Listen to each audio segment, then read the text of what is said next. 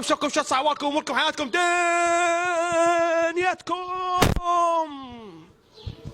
اهلا وسهلا بكم حلقه جديده من قناه يوميات واحد عراقي. طبعا اليوم حلقه من حلقات ابو البلاوي. اليوم راح نسوي مقلب بالعالم.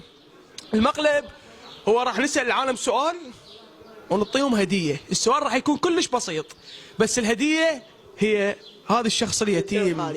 شخص يتيم. انا يتيم، ما حد ياخذني. من يستقبلني؟ اهلي ما رادوني. الناس ياخذوني. مثلا ستة يتيم وجع عليك تاخذني بخش مكانه. متى ناخذ؟ تعالوا نروح نشوف العالم ونجيكم وابو البلاوي.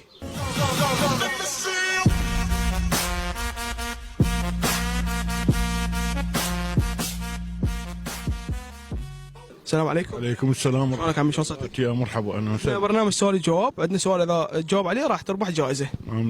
تفضل. السؤال يقول: من هو الذي انتصر في معركه احد؟ المسلمين ام الكفار؟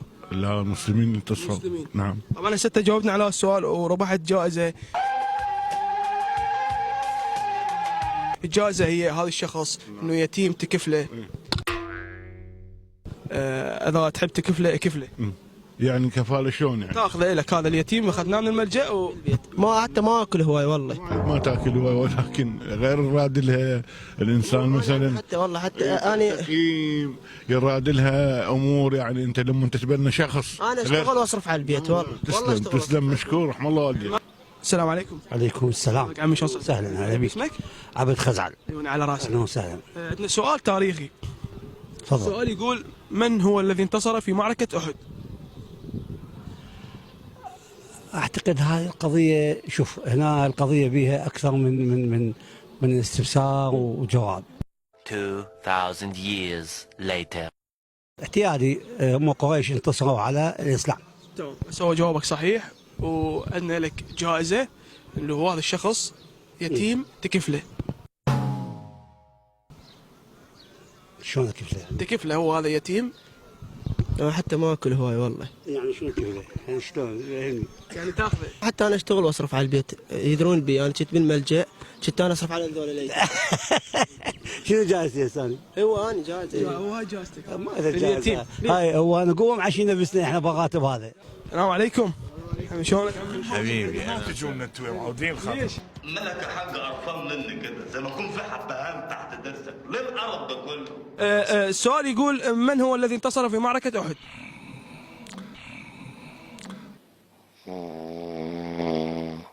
أنا أقول لك يعني مثلا المسلمين لو كفار. لا، الكفار. كفار انتصروا في معركة أحد. صحيح. صحيح. عرفها. عشان تقول لي حول على زين. هو اختصاص الدين اللي. زين، الجائزة هي هذا الشخص يتيم تكفله. اعمل نفسك ميت، اعمل نفسك ميت. كفله شنو بيش ماديه؟ يعني تكفله يعيش وياكم تربوه. انا اعيش وياك حتى ما اكل هواي. كفي ذول اللي يعدل برقبه اليتامى. اشتغل واصرف على البيت. انا اشتغل. خوش ما يخالف. السلام عليكم. عليكم السلام ورحمة الله. شلونكم؟ عليكم السلام عيوني. تعرف باسمك؟ أني أبو أحمد طه حسين. أبو أحمد طه حسين. السؤال هو: من هو الذي انتصر في معركة أحد؟ شو تقول؟ بالبداية المسلمين يعني انتصروا، بس بعدين المشركين اللي هم اللي أنا جواب صح. يعني مبروك عليك الجائزة، ربحت وأنا يتيم تكفله. انا عمي حتى بالبيت ما اكل هوايه. ومميزاتي انا اطبخ. اي والله انا كنت بالدار مال الايتام، كنت انا اطبخ لهم غدا وعشاء. أنا أعرف أطبخ. أنا بالنسبة انا لي اطبخ لك، اقعد بالبيت انا اشتغل واصرف على البيت. زين. متى جائزة قيمة هاي؟ تشتغل اشتغل. زين، أخليك بباب الجامع. لا انت. لا، أخليك بباب الجامع. أنا عمي انا حتى اللبن ما احب. لا عمي زين عدي منها بصرف، ما بي شيء يعني. السلام عليكم. عليكم السلام. شلونك عمي؟ اهلا بكم. تعرف باسمك؟ عامر سلمان، فنان تشكيلي. على راسي. عندنا سؤال ثقافي نسألك اياه، واذا جاوبت راح نعطيك جائزة. تمام؟ السؤال يقول انه من هو الذي انتصر في معركة أحد؟ المسلمين انتصروا بعد ان يعني انتصروا على المشركين. ايوه. ايه في ايه انتوا ايه واحنا مين ودول ايه ودول ايه. طبعا جواب صحيح، وعندنا جائزة قيمة نحب نهديها لك، انه هذا الشخص اليتيم تكفله. هذا ممكن والله أني قبل ما تحكي انا حتى ما اكل هواي والله. أقول لك أني لا مانع لدي، ولكن أنا هم عندي فكرة.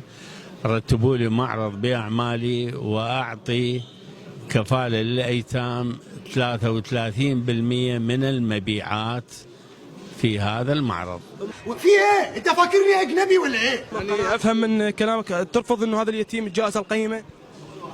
أني أرحب بالجميع، ولكن هذه هي إمكانيتي.